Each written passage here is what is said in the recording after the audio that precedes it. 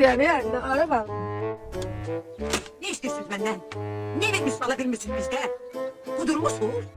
Dede niye çıktın gittin? Bezdin elimde. Kendi geçseydi ben senden tutarım. Sakit bir büfede inceler. Yıllarda.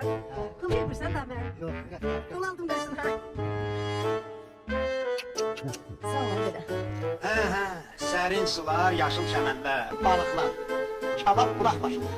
Ötükə əlinlə uzunun bərabər olsun. Bak öptün ne babanı?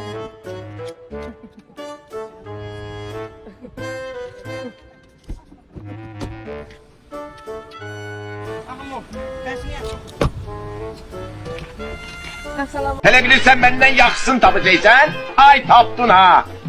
Mına bak. Beni bana bir gün geleceksin bana. Hiç olmazsa uşakları sanıyordum. Uşakları apar ver internete. Onlara benden daha olmaz adam. Onlara benden daha olmaz adam.